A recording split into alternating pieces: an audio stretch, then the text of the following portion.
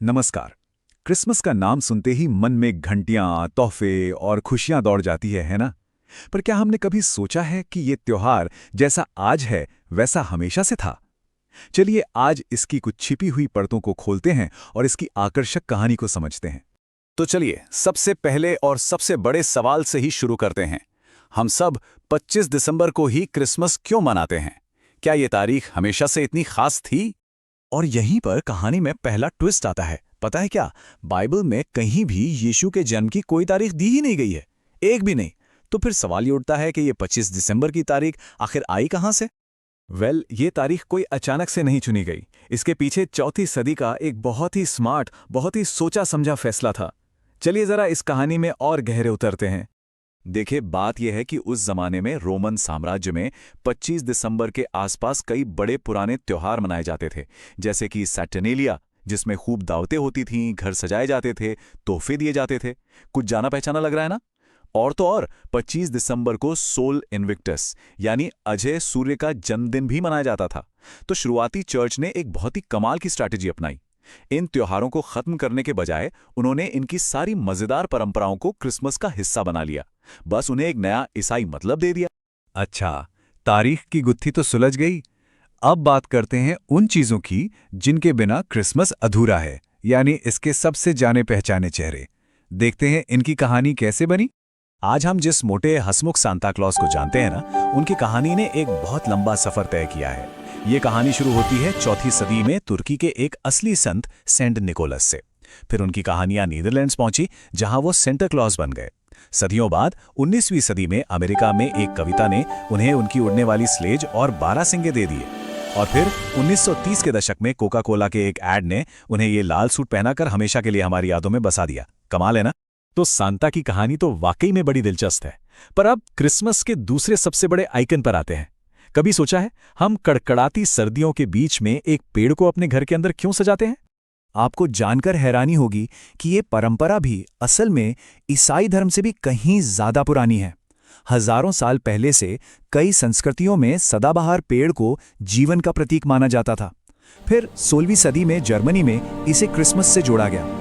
कहते हैं कि मार्टिन लूथर वो पहले इंसान थे जिन्होंने पेड़ पर मोमबत्तियां लगाकर उसे सितारों जैसा दिखाने की कोशिश की। लेकिन ये ट्रेंड दुनिया भर में तब फैला जब प्रिंस एल्बर्ट ये जर्मन रिवाज अपनी पत्नी यानी इंग्लैंड की महारानी विक्टोरिया के लिए लेकर गए। और बस जो चीज शाही परिवार करता है वो फैशन बन जाती है। हाँ, लेकिन पेड़ के ऊपर जो वो एक सितारा लगाया जाता है ना, उसका कनेक्शन सीधा बाइबल से है। ये उसी तारे की याद दिलाता है जिसने 3 बुद्धिमान लोगों को यीशु के जन्मस्थान का रास्ता दिखाया था। ये उम्मीद और सही राह दिखाने का एक बहुत ही खूबसूरत प्रतीक है। तो ठीक है, हमारे पास तारीख आ गई, सांता आ गए और पेड़ भी सज गया। लेकिन क्रिसमस का असली मजा, जो वो फील है, वो सिर्फ देखने से नहीं आता, वो आता है महसूस करने से। तो चलिए अब उन चीजों की बात करते हैं जो क्रिसमस का असली माहौल बनाती हैं। संगीत की बात निकली है तो एक बहुत मजेदार बात बताता हूं। क्रिसमस का शायद जो सबसे पॉपुलर गाना है ना, वो क्रिसमस के लिए लिखा ही नहीं गया था। सच में यकीन नहीं होता ना? जिंगल बेल्स, जिसे हम सब क्रिसमस से जोड़ते हैं, वो असल में 1857 में अमेरिकी थैंक्सगिविंग के लिए लिखा गया था। पर यह गाना इतना ज्यादा पसंद किया गया, इतना हिट हुआ कि लोगों ने इसे क्रिसमस पर भी गाना शुरू कर दिया। और आज इसके बिना क्रिसमस अधूरा लगता है। अच्छा, देखने और सुनने की बातें तो हो गईं, पर एक और चीज है जो क्रिसमस को क्रिसमस बनाती है। वो है इसका स्वाद और इसकी खुशबू। जरा सोचिए, जब बाहर सब कुछ ठंडा और शांत होता है, तब अंदर गर्माहट और ढेर सारे पकवानों के साथ जश्न मनाना, ये एक तरह से अंधेरे और सर्दी के खिलाफ जिंदगी की जीत का जश्न है। और क्रिसमस के खाने में भी ना अपनी अपनी कहानियां छिपी होती हैं। जैसे जिंजर ब्रेड को ही ले लीजिए। पुराने जमाने में मसाले बहुत कीमती होते थे, तो जिंजर ब्रेड बनाना एक बड़ी बात मानी जाती थी, जश्न की शान होती थी। या फिर ब्रिटेन का मशहूर प्लम पुडिंग, जिसके अंदर एक सिक्का छिपाया जाता है, और जिसे भी वो सिक्का मिलता है, माना जाता है कि उसकी किस्मत चमकने वाली है। तो हमने सजावट, गाने, खाने, इन सब की बात कर ली, पर इन सबसे बढ़कर इस त्योहार की असली आत्मा क्या है? चलिए अब इसकी सच्ची भावना को समझते हैं। तोहफे देना ये क्रिसमस का एक बहुत ही जरूरी हिस्सा है, और इसकी जड़ें भी कई जगह से आती हैं। एक तरफ तो ये हमें उन 3 बुद्धिमान लोगों की याद दिलाता है जो यीशु के लिए तोहफे लाए थे। दूसरी तरफ ये परंपरा रोमन त्योहार सैटर्नेलिया से भी जुड़ी है। पर इन सबसे ऊपर इसका एक सामाजिक मतलब है। तोहफा देकर हम दिखाते हैं कि हम किसी की परवाह करते हैं। ये रिश्तों को मजबूत करने का एक तरीका है। और एक बात और जानना बहुत जरूरी है, भले ही ये एक ग्लोबल त्योहार है, पर ये हर जगह एक जैसा नहीं मनाया जाता। क्रिसमस जब अलग अलग देशों में पहुंचता है तो वहां की संस्कृति में ढलकर एक नया और अनोखा रूप ले लेता है। और सच कहूं तो इस त्योहार की असली खूबसूरती इसी बात में है। जैसे जापान में क्रिसमस के दिन KFC खाना एक बहुत बड़ी परंपरा बन गई है।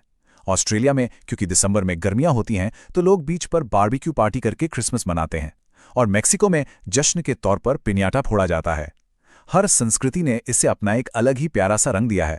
तो इतनी सारी अलग अलग कहानियां, अलग अलग परंपराएं, इन सबको मिला के देखें तो एक सवाल मन में आता है, आखिर ये क्रिसमस है क्या? अगर हम देखें तो ये त्योहार तो जैसे पूरी दुनिया का एक खूबसूरत मिक्सचर है। तारीख मिली रोम से, सांता का आइडिया आया तुर्की से, पेड़ सजाने का रिवाज आया जर्मनी से, और इसका सबसे हिट गाना तो अमेरिकी थैंक्सगिविंग के लिए बना था। और इन सब के ऊपर है दुनिया भर में फैली देने की, उदारता की भावना। मतलब इतनी सारी अलग अलग चीजें होने के बावजूद इसका जो मूल संदेश है, जो कोर आइडिया है, वो हर जगह एक ही है। परिवार के साथ होना, उम्मीद बनाए रखना और अंधेरे पर रोशनी की जीत का जश्न मनाना। ये एक साथ आने और एक दूसरे को खुशियां देने का ही तो मौका है। तो जाते जाते एक सवाल के साथ छोड़ जाता हूं, इतनी सारी अलग अलग परंपराओं और रूपों के बावजूद वो कौन सी एक चीज है जो हर जगह क्रिसमस को असल में क्रिसमस बनाती है? सोचिएगा जरूर।